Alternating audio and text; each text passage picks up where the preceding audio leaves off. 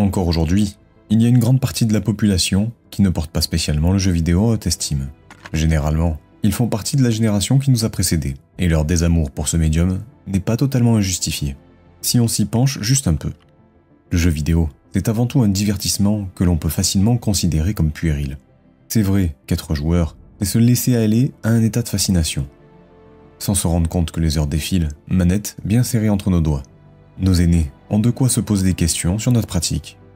Normalement, jouer, c'est quelque chose qui a une tendance à disparaître avec l'âge, ou au moins prendre une forme plus mature, pour petit à petit se tourner plutôt vers des œuvres qui détiennent une profondeur, derrière un savoir-faire ou une essence subtile. Une expérimentation des œuvres sérieuses et réussir à transmuter l'amusement en plaisir d'ouvrir notre esprit semble la logique à suivre. Mais pour couper l'herbe sous le pied de ces critiques, on aurait dû montrer la dernière création d'un homme, ou devrais-je dire plutôt de ce personnage. Il s'appelle Yoko Taro, et il a une vision très particulière pour sa prochaine production. Celle de tordre avec malice autant les codes de game design que ceux de la narration, pour y insuffler ses pensées tentaculaires, subtiles et savamment mises en scène. Une œuvre marquée de questionnements existentiels logés dans chaque seconde qui la compose. Une intention créatrice qui fait certainement de lui, à ce jour, le jeu vidéo le plus philosophique.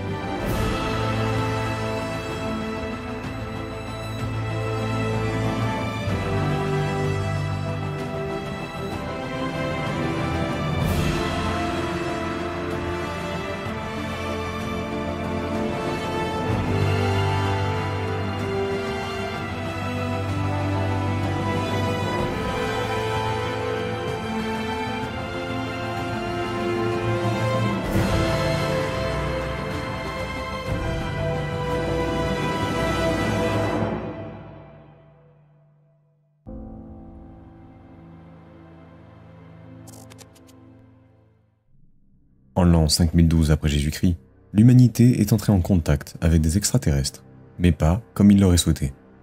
Une guerre est déclarée, les aliens ont déployé leurs armes sur Terre. Des machines missionnées pour effacer l'homme de la surface de la planète, histoire de pouvoir se l'accaparer. Et malheureusement, ce conflit s'annonce sans fin. Près de plusieurs millénaires plus tard, peu de choses ont réellement évolué. Le groupe Yora, posté autour de la Terre, est constitué uniquement d'androïdes. Il a été créé pour défendre ce qui reste de l'humanité ayant trouvé refuge sur la Lune. Leur dévotion est sans faille pour la gloire de l'humanité. Et dès le lancement du jeu, nous sommes directement propulsés dans une mission de leur unité. Objectif, détruire une machine de type Goliath. Il sera détaché pour cela 6 modèles d'androïdes. Mais la mission tourne vite à la catastrophe.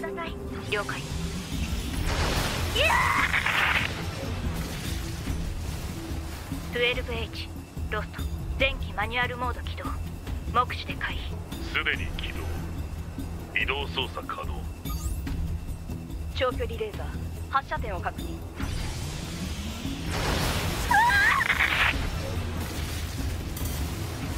11D ロストソウル HO229 のキャンセラー効果なし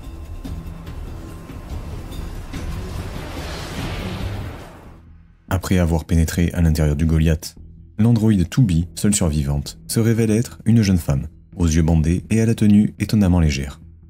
Elle va se frayer un chemin jusqu'à la rencontre de 9S, un autre type d'androïde enthousiaste de pouvoir coopérer. 2B l'est beaucoup moins. Les modèles B sont faits pour le combat et les S pour la reconnaissance, et leur coopération s'avère efficace. Après un combat les poussant dans leur dernier retranchement, ils réussissent tous deux à abattre le Goliath. Le prix à payer est important. Ils n'ont plus la force de lutter, leurs blessures sont trop graves. Trop graves pour sortir vainqueurs d'une confrontation entre 3 autres Goliaths supplémentaires tout juste sortis de la mer. 2B et 9S se savent perdus. Malheureusement, ils n'ont plus le choix. Ils décideront ensemble d'entrechoquer leur boîte noire, une sorte de cœur, pour créer une explosion qui emportera avec eux tous ces titans menaçants.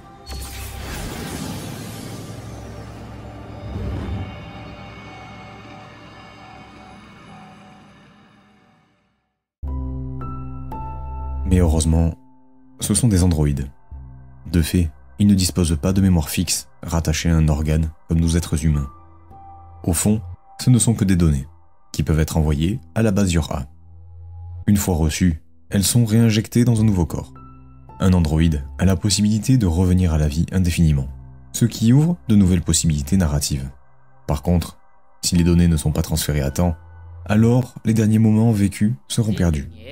Et 9S, pour cette raison, ne se rappellera pas de la rencontre avec Kyuubi.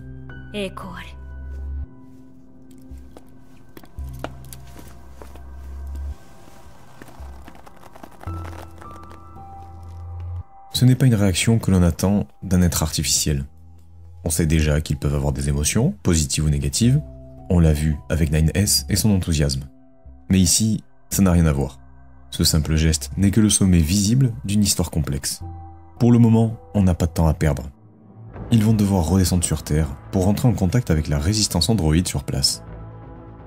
Et lors de la mission suivante, une problématique à laquelle nous ne sommes pas préparés va se dessiner. Leur ennemi de toujours, ces machines extraterrestres, viennent de s'engager sur une voie anormale, il y a très peu de temps. Même si elles ont l'air bien archaïques, leur comportement n'en est que plus étrange. Elles sont capables d'esquisser quelques mots erratiques. Et il semblerait que ce soit un phénomène de plus en plus observé. C'est perturbant, et le malaise se renforce lors de notre rencontre avec d'autres machines, qui, elles, peuvent bercer leurs enfants, pendant que d'autres semblent se reproduire. Et si nous pensons que les machines sont d'ores et déjà conscientes à peine l'histoire amorcée, 9S nous rappelle à la réalité par une phrase totalement anodine, que nous attribuons en plus, instinctivement, à un refus de reconnaître l'altérité, une sorte de négation du réel. Elles ne ressentent rien, elles essaient juste d'imiter l'homme. Pas encore conscientes, les machines souhaitent recopier, et l'envie d'imiter se nomme plus précisément le désir mimétique. C'est René Girard qui a propulsé ce concept. Anthropologue et historien, il est l'un des rares à avoir établi une théorie en sciences humaines qui a devancé les découvertes en sciences expérimentales de plusieurs années, voire de plusieurs décennies. Pour faire simple, dans ses travaux, il le souligne après de nombreuses recherches anthropologiques que le désir des individus ne sont pas autonomes. L'homme désire toujours selon le désir des autres. Il voit dans tout ce qu'il étudie ce même phénomène inconscient. Cette convergence des désirs à l'échelle sociale crée des rivalités, des conflits, et même à une montée des tensions pouvant découler sur des violences collectives. Et quand la tension est trop grande, même au sein d'une nation, une solution s'enclenche naturellement. Une solution partagée par l'ensemble de l'humanité à chaque âge. Thèse que René Girard va démontrer dans son livre le plus connu, Le bouc émissaire.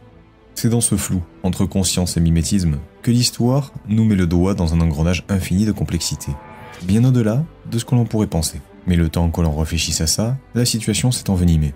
Kyuubi et 9S sont obligés de se défendre. Les machines lancent quelques mots guerriers et agressifs pendant le combat, jusqu'à ce que, soudainement,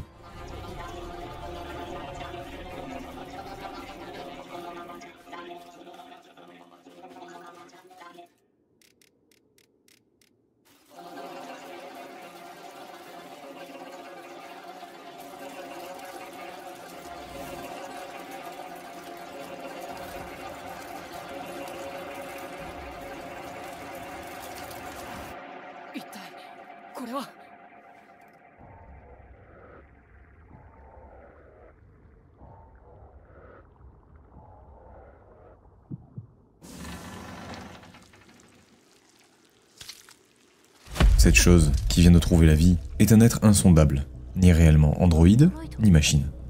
Évidemment, comme par conditionnement, au lieu d'observer une pareille créature, on l'attaque. Après tout, c'est la guerre. Mais au lieu de répliquer, cet homme sans nom questionne directement notre raison d'agir ainsi. Rien n'y change, il doit être détruit. Il est capable d'apprendre à chaque seconde du combat. C'est une question d'urgence, avant que ça ne devienne ingérable. Même si nous sommes au cœur d'une guerre insoluble, l'évolution des machines est quand même en train de troubler nos certitudes, et c'est bien normal. La culpabilité grandit petit à petit dans l'ombre. Quelque chose cloche clairement. Pour l'instant, ce sont des anomalies très légères, et il est probable que certains d'entre nous n'y ont pas spécialement prêté attention. Et c'est pour ceux qui n'ont pas réussi à lire entre les lignes que la prochaine mission se veut bien plus explicite.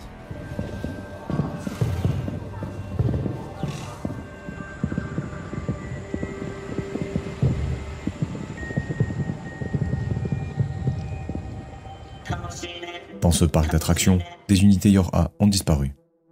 Kyuubi et 9S sont accueillis dans les ballons et les confettis. Il n'y a aucune agressivité, les machines sont simplement en joie. L'ampleur de cette imitation, si c'en est une, est sans commune mesure. On peut encore douter de leur conscience, car après tout, nous sommes dans un lieu dédié à la fête et à l'amusement. Il serait donc logique d'adopter ce type de comportement. Alors, on continue à se frayer un chemin à force de sabre, pour tomber dans le grand théâtre du maître des lieux, qui va, avec plaisir, nous faire sa plus belle représentation.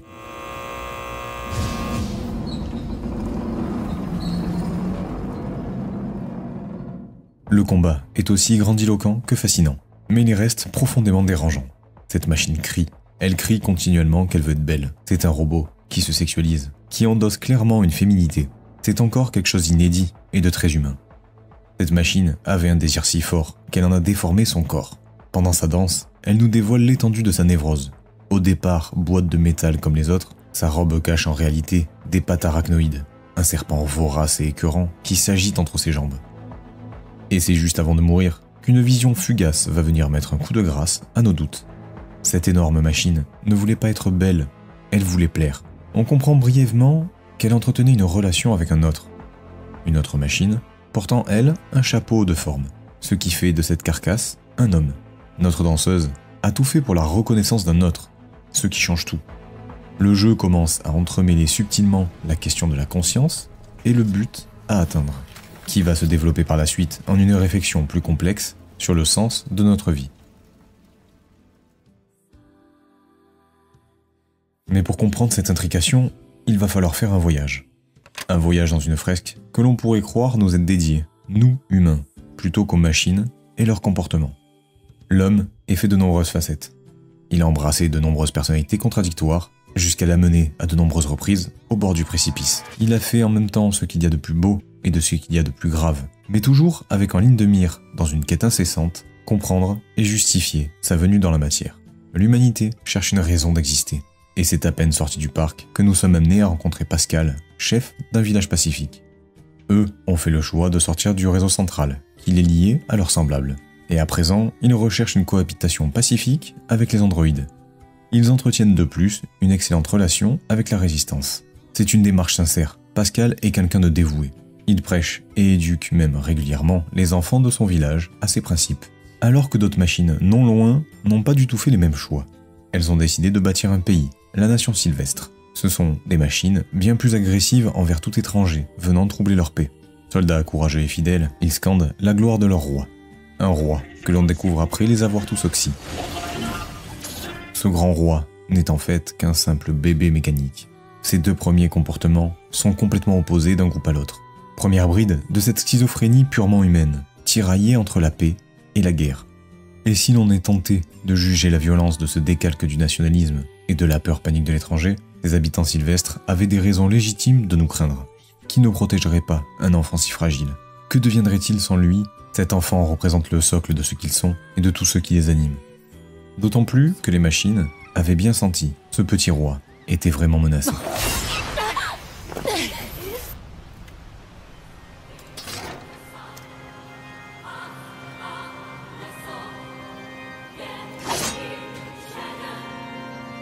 Voici A2, une unité Yor-A hors de contrôle.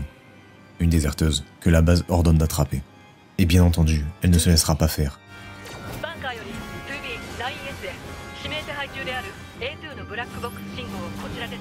Et juste avant de fuir, elle laisse entendre qu'il y a un souci avec le groupe Yor-A. Beaucoup de questions s'empilent, et ça n'ira pas en s'arrangeant. Juste avant cette rencontre, 2B et 9S ont fait un premier repérage dans un vaisseau alien détecté sur Terre. Les extraterrestres ne sont aujourd'hui plus en vie. Et on retrouve même les maintenant dénommés Adam et Ève, qui nous en apprennent plus. Les machines se sont émancipées de leurs créateurs et les ont tués il y a des siècles. C'est une révélation majeure et un espoir inattendu, même si la guerre n'est pas gagnée pour autant. Mais des problèmes plus gros ne sont jamais bien loin.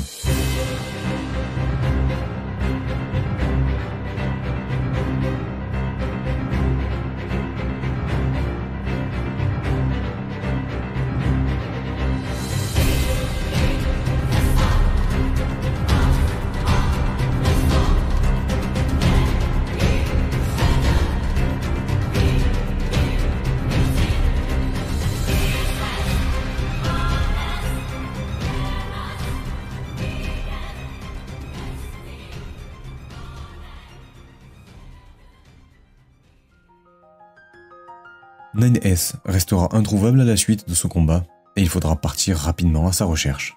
2B remontera une maigre piste jusqu'à trouver une grotte abritant un lieu totalement dissonant. un village, d'un blanc immaculé, fait de carbone et de silicone cristallisé. C'est la ville qu'Adam a créée.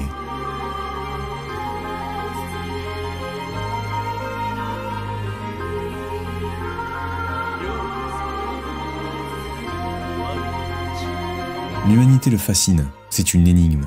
Elle a autant aimé que tué ses semblables.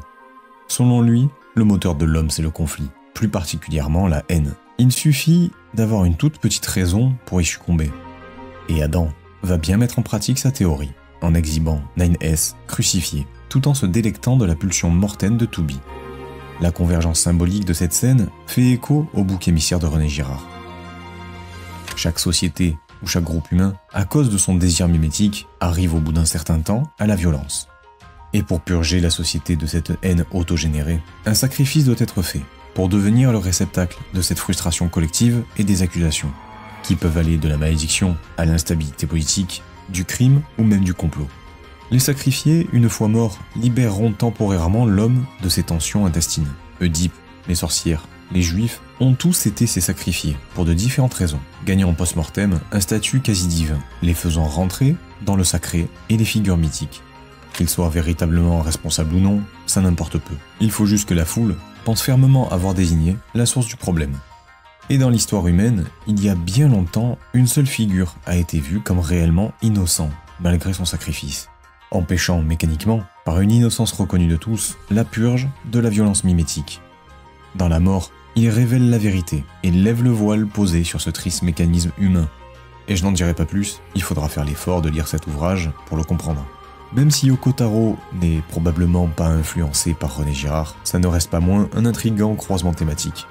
Quoi qu'il en soit, comment en vouloir à Adam de penser le conflit comme base de l'existence? On ne lui a pas vraiment laissé le choix, ni appris l'inverse. Nous lui avons juste sauté à la gorge. Néanmoins, lui qui voulait connaître tous les aspects de la vie, expérimentera la mort sans avoir fait le tour de ses envies. C'est une mort qui n'a rien d'un fantasme romanesque ou glorieux. Elle s'avère être juste froide et sombre.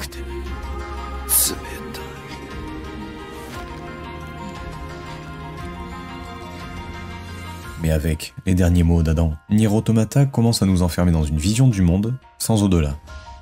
Dieu n'a pas l'air de faire partie de notre réalité, et si par hasard il était encore là, il n'a pas de bonnes intentions. Tooby nous l'a dit dès l'introduction, tout ce qui naît est voué à mourir dans un cycle sans fin. Une destinée qui ressemble à s'y méprendre à une malédiction ou un châtiment.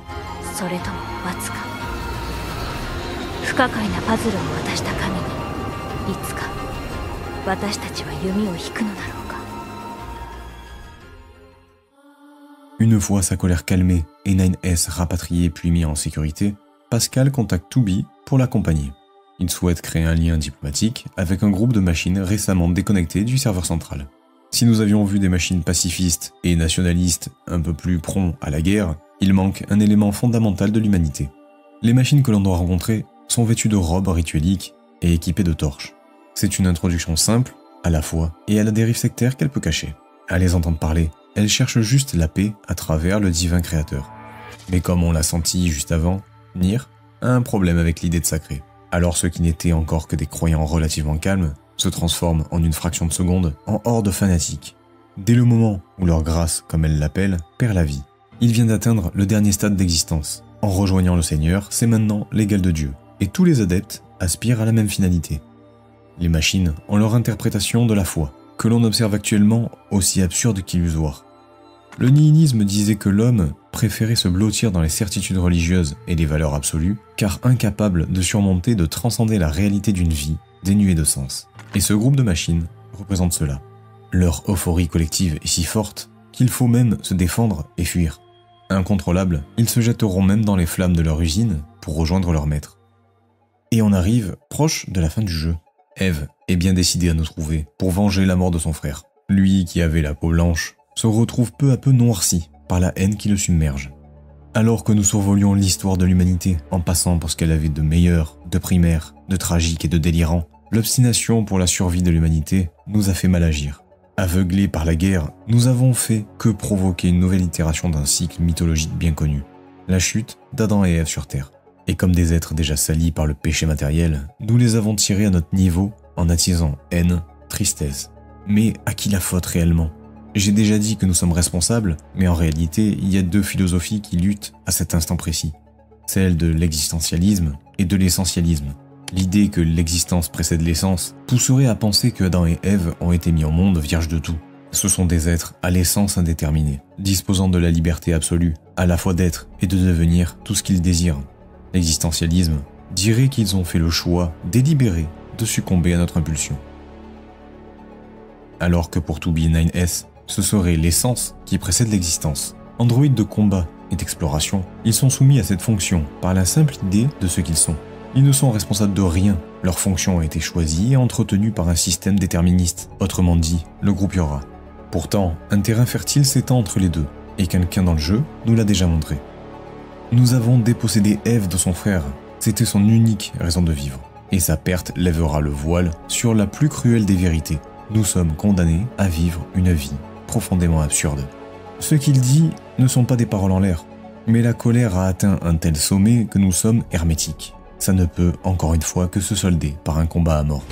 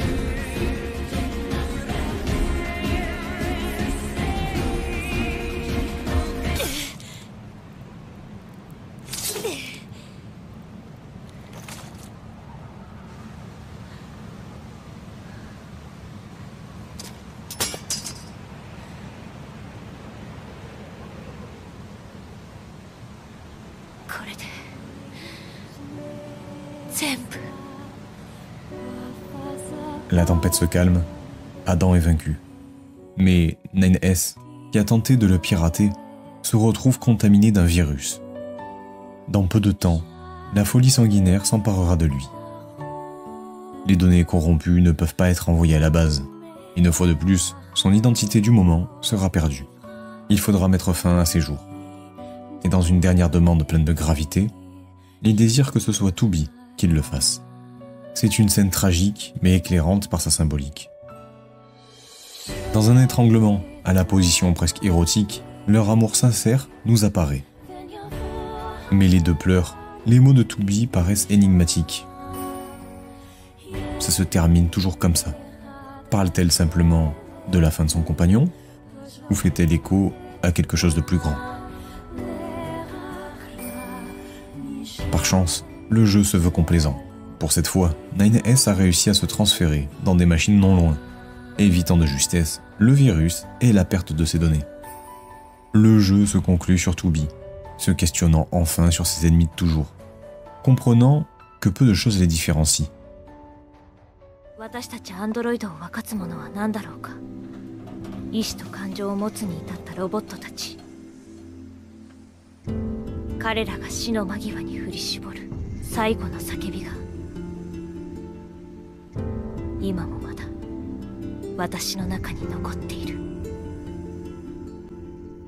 Les crédits défilent, mais nous laissent un arrière-goût d'inachevé.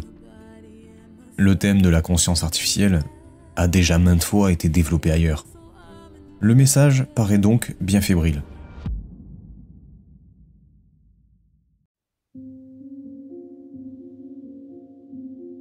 C'est une grosse surprise, la première fois que l'on joue à Nier Automata. Il nous est demandé de relancer encore la même partie. Et c'est ici que commence le vrai tour de force. Nous avons fait la fin A, la surface, mais là nous allons prendre un tout autre point de vue. On reprend la partie en actant bien l'avancée de nos découvertes précédentes. Ce petit robot qui souhaite sauver son frère n'est plus une surprise. À nos yeux maintenant, tout ça a plus les allures d'un drame.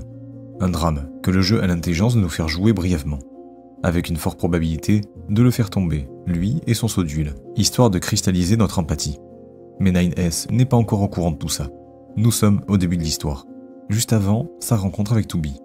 Et qui dit même histoire, dit que l'on va revivre les mêmes événements. Heureusement avec quelques moments inédits et avec la vue d'un nouveau prisme. Celui d'un androïde éclaireur spécialisé dans le piratage. Un outil très pratique, pas seulement pour agir insidieusement sur la cible de nos attaques, mais pour raconter ce que notre premier regard n'a pas su capter. Véritable lien empathique, capable de passer au-delà des couches d'acier de nos ennemis, le piratage fait émerger une nouvelle vérité et expérimenter l'altérité.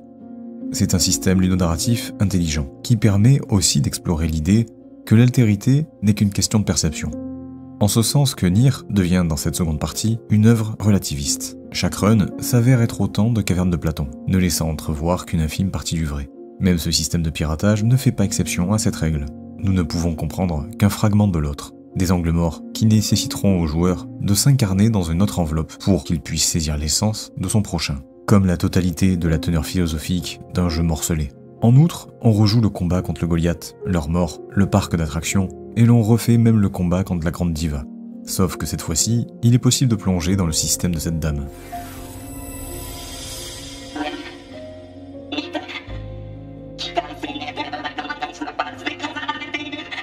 En réalité, elle a un nom, elle s'appelle Simone, et ça sera la première à nous laisser découvrir sa véritable histoire désespérée.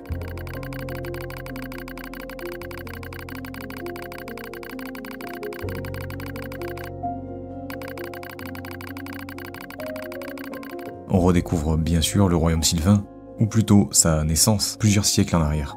Cette volonté de bâtir une nation venait de la notion de famille, mais leur souverain meurt une centaine d'années après.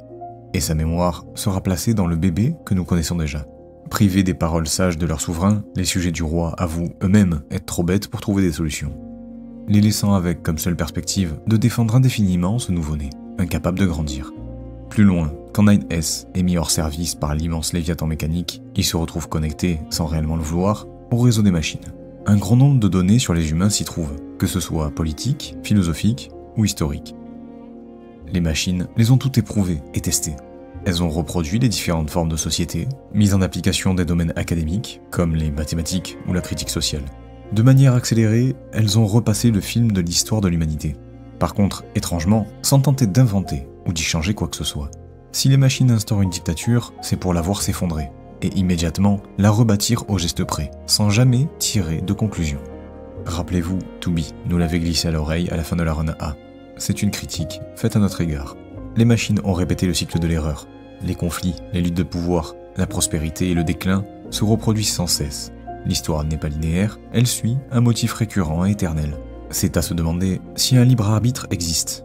Et si oui, est-il possible simplement de sortir d'un tel cercle vicieux? Pendant cette exploration dans le réseau, l'on va tomber sur une anomalie intelligente. C'est Adam qui nous parle. Il développe sa conclusion sur la réalité du monde, jusqu'à ce qu'il en comprenne un peu trop sur nous.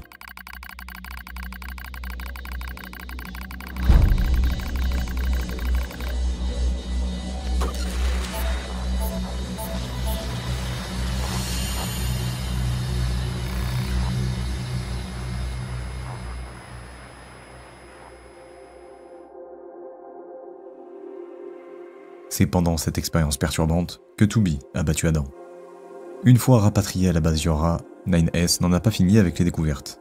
Il doit lui-même initialiser les différents modules qu'il constitue, et le serveur de la base Yora sera accessible à cette occasion, nous permettant de découvrir une incohérence temporelle dans les registres portant sur la création du groupe Yora.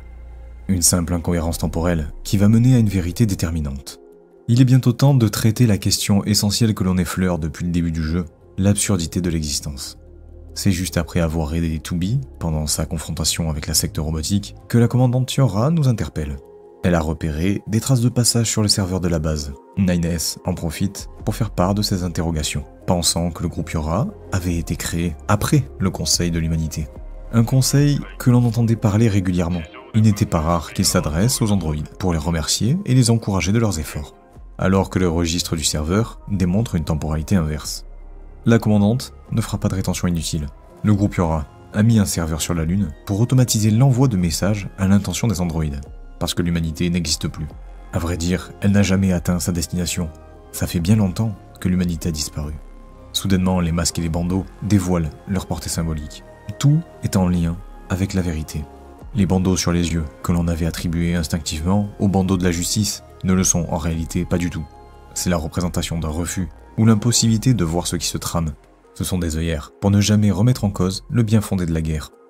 C'est bien pratique, pour marcher sur la voie d'un combat sans fin. Et comme deux sécurités ne valent mieux qu'une, les masques sur la bouche des opératrices de mission, loin du champ de bataille, se révèlent être des muselières. Qu'elles sachent la vérité ou non, elles sont de toute manière incapables de s'éloigner des versions officielles. Il n'y avait que le visage du commandant, au courant de tout, qui était complètement découvert. Et ça, on aurait pu s'en douter. Cette révélation va déstabiliser 9S. Il vient de perdre le premier sens de sa vie. Sa loyauté inflexible pour l'humanité vole en éclats. Mais il redoublera d'efforts pour contenir ses angoisses existentielles. Tout ce complot et tout ce mensonge sur le sauvetage de l'humanité a été mis en place pour maintenir le moral des androïdes. Sans cela, ils auraient été en proie au vide existentiel. 9S percute l'absurde de plein fouet. L'absurde, c'est la confrontation du désir naturel de trouver du sens dans un monde qui n'en a, pourtant, fondamentalement pas. C'est la recherche de réponses dans un monde qui ne répond pas. Une idée exacerbée par cette idée de cycle des événements quasi routinier. Une éternelle répétition qui ne mène à rien. Imposant de fait cette conclusion que si tout ça ne sert à rien, nous vivons seulement pour souffrir avec l'angoisse de notre mort. L'absurde, c'est un vrai problème dans Nier Automata. C'est un sujet que le jeu a évoqué discrètement à plusieurs reprises, sous la question du sens de la vie. C'est une lame de fond qui ronge tous les personnages que nous connaissons. Mais sur Terre, ça commence à s'agiter. Eve et To Be s'affrontent. Il va falloir descendre, lui venir en aide. Alors on réitère le combat, et comme à l'accoutumée lors de la phase de piratage d'Eve, nous verrons un fragment de sa mémoire.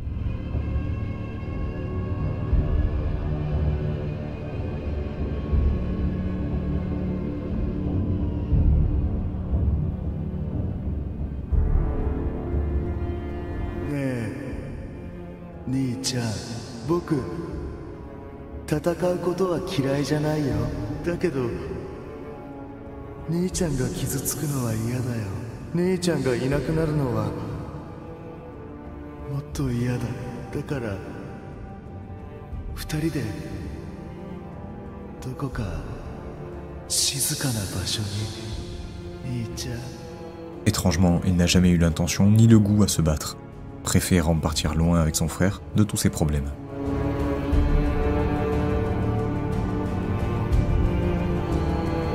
Et la fin, nous la connaissons.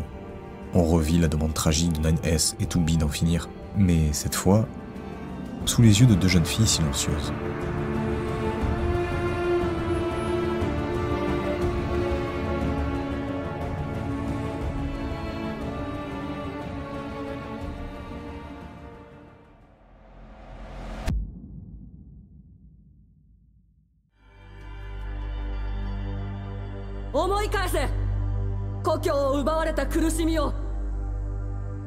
Si la run A était la surface, la run B venait elle mettre une conclusion à l'introduction d'une histoire qui se veut toujours de plus en plus grande, en présentant ce qui nous attend sous forme de bande d'annonce pendant les crédits. Le ton gagne en noirceur. Nous avons vécu l'aube d'événements bien plus dramatiques. La bataille finale est déclarée. Toutes les unités Yor-A enfilent leur tenue de guerre. Ils seront déployés sur Terre pour en finir avec la menace des machines.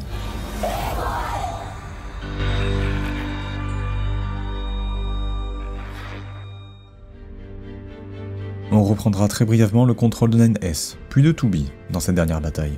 Et dans l'épicentre du combat, les machines activent une arme fatale, encore jamais dévoilée. Les IEM, ou impulsions électromagnétiques. Lancés de si près, les IEM sont suffisamment puissants pour mettre les unités Yor-A hors de service, et d'ouvrir une brèche pour leur virus. Les androïdes perdent le contrôle et changent de camp. To Be est sauvé de justesse par le contre-mesure de 9S, mais ils sont quand même forcés d'éliminer leurs anciens camarades. Ça ne suffira pas. C'est à nouveau peine perdue.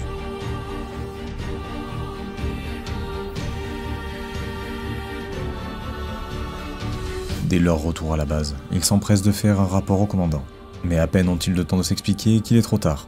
Le virus s'est propagé jusqu'à la base orbitale, prenant possession des androïdes restants. Il faut fuir avec notre supérieur et tuer quiconque nous barre la route. Mais à quelques pas du sas de sortie, le commandant refuse de partir. Elle est aussi contaminée. To Be et 9S sont les seuls survivants. La base est perdue, et il faut l'admettre. C'est une nouvelle intro dramatique qui annonce la run du pire. Notre duo s'écrase en retournant sur Terre. Et dans un dernier élan de vitalité, 2B luttera pour survivre aux machines, et contre le virus qui refait surface. Son système se corrompt, lentement, endommageant à tour de rôle chacune de ses fonctions vitales, jusqu'à la rendre incapable de simplement tenir debout. Sa vie ne tiendra qu'à l'intervention de l'androïde renégat que l'on a à peine croisé, A2, qui repousse les unités Yor-A corrompues. C'est un maigre espoir.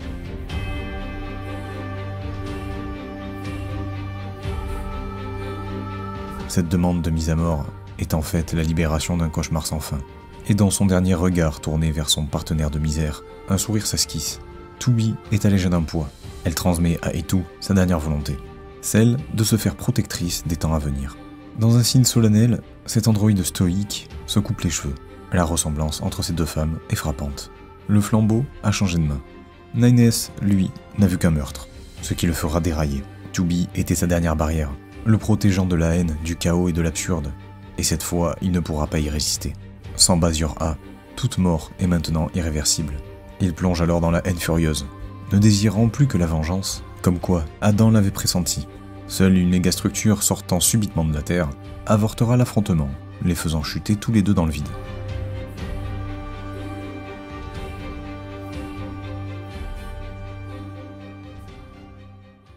Ce n'est que 2 semaines plus tard que nous reprenons le fil des événements. A2 se réveille, rejoint par l'ancien pote de 2B. Cet androïde a perdu toute son unité à cause des machines. Elle souhaite toutes les annihiler, mais tout au long de sa grande vengeance personnelle, elle va de plus en plus se synchroniser avec la mémoire de 2B, ce qui changera de plus en plus son comportement. Elle sera même amenée à rencontrer Pascal. Et même si l'on pouvait craindre le pire, entre eux, ça se passera bien. Pascal est un être à part, et nous avons peu parlé de lui. On le verra brièvement s'intéresser à Nietzsche et donner un petit avis sur l'état mental de ce philosophe. Quelques mots qui marquent bien la différence entre lui et ses écrits à la vision nihiliste. Ce qui donne un indice de ce qu'il est. En réalité, Pascal n'est pas juste un prénom pris au hasard. Il est inspiré de Blaise Pascal. Scientifique et théologien, il finira par être un philosophe chrétien atypique. Blaise Pascal, comme son double mécanique, ont une conscience aiguë de la condition des êtres. Tous deux s'inscrivent dans une éthique et une morale. Bien que conscient de la finitude, voire même de l'absurdité de la vie, un a choisi de faire le pari de l'existence de Dieu, connu sous le nom du pari de Pascal, et d'agir dans la vertu religieuse que l'on connaît. Et l'autre fera quelque chose de semblable, sans y apposer pour autant une spiritualité. Taro Yoko n'ayant que peu d'attirance pour ce genre de croyance, il préférera donner à Pascal la sagesse et des qualités d'instructeur pour en faire un bon leader dévoué. D'ailleurs, dans le village, on peut croiser un autre philosophe connu, un existentialiste comme Nietzsche. Une machine appelée Jean-Paul, l'homme présent dans la vision de Simone. C'est un clin d'œil à Jean-Paul Sartre, lui-même en couple avec Simone de Beauvoir.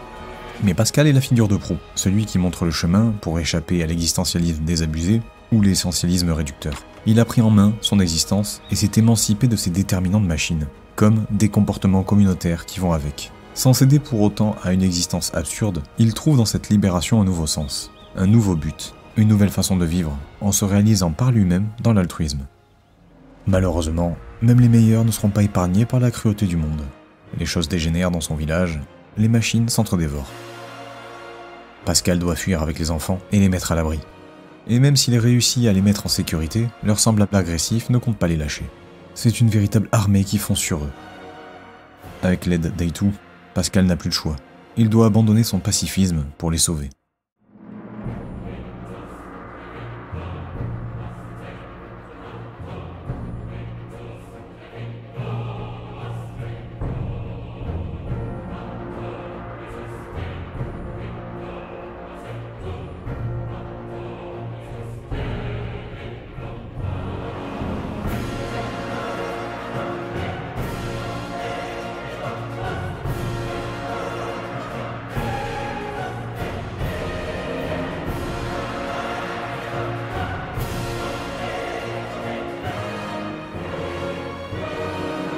Dans la terreur et le chaos de la situation, les enfants du village ont décidé de mettre fin à leur jour.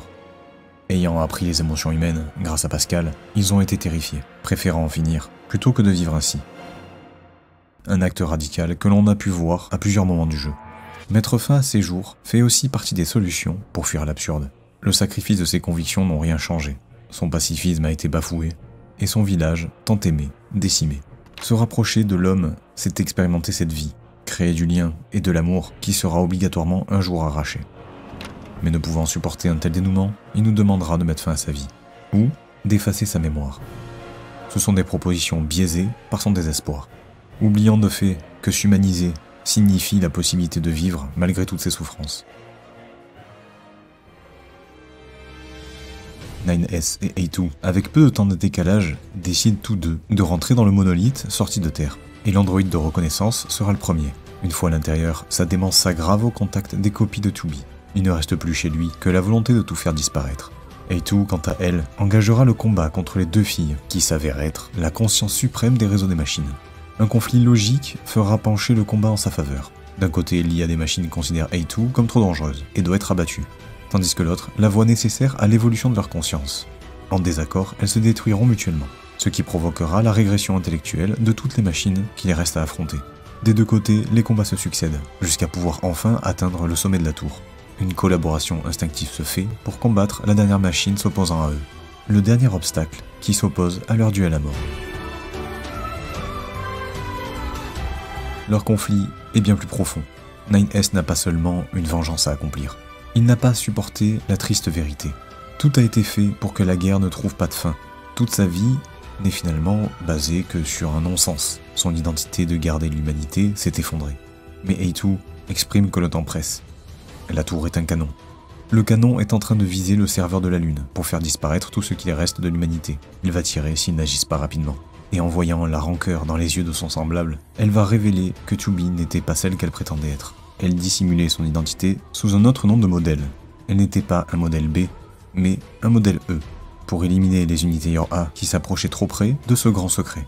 Sauf que 2B était là, fatiguée et usée sentimentalement d'éliminer sans cesse son partenaire, à tel point qu'elle préférait mourir pour mettre un terme à ce cycle sans fin. 2B, quand elle était vivante, nous en avait fait la confidence. Ce cycle de vie et de mort s'exerce à toutes les échelles, autant dans le microcosme que dans le macrocosme. Du premier plan de son poing crispé à ses paroles fatalistes, jusqu'à son sourire aux portes de la mort, elle avait conscience de subir ce qu'elle appelait une malédiction.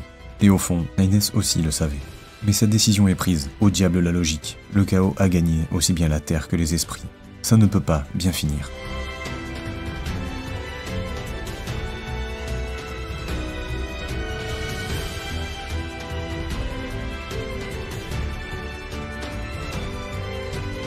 L'androïde renégat sortira victorieuse de ce duel. Elle honorera la promesse faite à 2B et renverra son adversaire en sécurité loin de la tour. A2 en profitera pour effectuer un dernier piratage qui scellera son destin, celui des androïdes et des machines dans une même fin, laissant une bonne fois pour toutes la Terre en paix, vide de toute guerre stupide.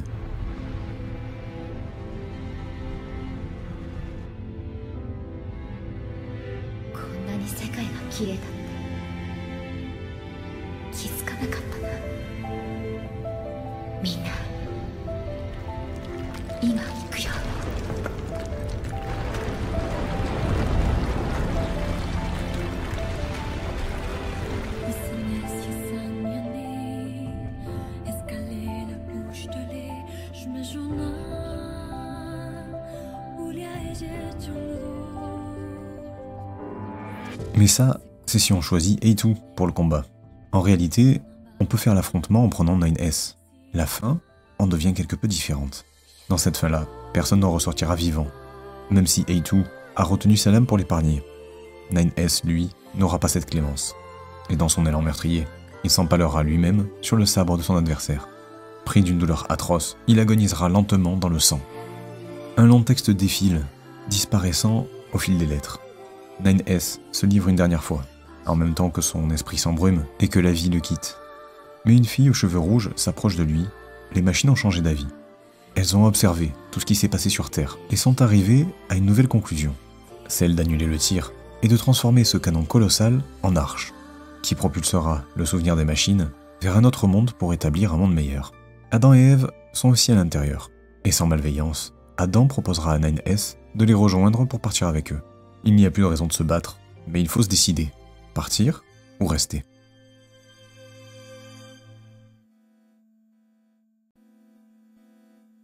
On ne peut que mal vivre les différentes fins. Tout ça pour en arriver là. Si on a parlé d'absurde et pas de nihilisme, c'est qu'il y a une différence, non?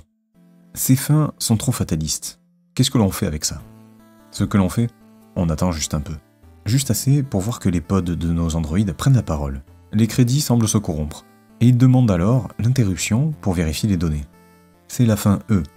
Et nous qui pensions être les seuls affectés par ce dénouement dramatique, un autre l'a tout autant mal vécu. À travers le pod 42, quelqu'un prend la parole sans se dévoiler. Il paraît pourtant clair que c'est le créateur du jeu lui-même. Yoko Taro s'exprime. Pour lui, cette résolution est inacceptable. Le lien que nous avons créé en tant que joueurs avec 2B, 9S et tous les autres n'est rien d'à côté du lien de celui qui a pu leur donner vie. Yoko Taro nous demande donc de manière diégétique si l'on souhaite changer les choses, avoir une chance qu'ils survivent, une chance que tout cela trouve un sens. Un changement qui demande un ultime effort pour se réaliser. Évidemment que l'on accepte, même si c'est risqué. C'est la dernière bataille à mener. Maintenant, il n'est plus question d'androïdes, d'humains, d'extraterrestres ou de machines, mais de nous, petits triangles fragiles, face à l'absolu. C'est le joueur lui-même, face à la matrice du jeu, face au système qui nous a forcé à endurer tout ça, et à laisser une terre désolée. Les développeurs sont l'ultime rempart. C'est le grand test pour prouver notre volonté. Une révolte contre une destinée qu'ils avaient préparée. Seule la lutte sera la porte de sortie. Même si l'on perd encore et encore face à une difficulté sans commune mesure, à force de ténacité, des messages d'encouragement venus de notre pays vont s'afficher. Une démonstration de fraternité aussi touchante que troublante, jusqu'à ce qu'un inconnu nous propose de l'aide. Et dès le moment où nous l'acceptons, d'autres triangles, comme nous, vont se joindre. Maintenant nous sommes nombreux, et plus puissants que jamais. Que la vie ait du sens ou non, il faut lui faire face. Avoir le courage de se dépasser individuellement et collectivement. Affronter le vide, le chaos et le mal qu'il engendre. Dépasser l'absurde et faire plier des systèmes qui désirent nous réduire à une vie qui n'est pas la nôtre. La révolte, c'est la clé contre l'absurde, d'après Albert Camus. Si la vie est un cycle, elle est avant tout une bénédiction, celle de pouvoir retrouver l'occasion de s'inscrire dans la cohésion, l'entraide et la progression. Il faut reprendre le lourd héritage de Pascal, qu'il a courageusement porté seul, sans personne pour le relever dans ses pires moments. Une volonté difficile à assumer, mais cette fois, nous ne sommes pas seuls. Les joueurs du monde se sont liés dans ce refus de laisser 2B et 9S et tous les autres à leur sort. Nous avons trouvé aujourd'hui un sens. À notre tour de laisser quelques mots aux prochains qui se lanceront dans cette aventure éprouvante. Et même s'il faut supprimer notre sauvegarde avec tout ce qui se trouve à l'intérieur pour réussir et aider d'autres joueurs comme nous un jour, ce n'est qu'un maigre sacrifice. Peut-être que tout ça ne brisera pas le malheur inhérent de la vie, mais nous avons le droit à la rédemption pour prendre soin ensemble de l'avenir et de l'autre, dans une réalité où la paix durable peut émerger.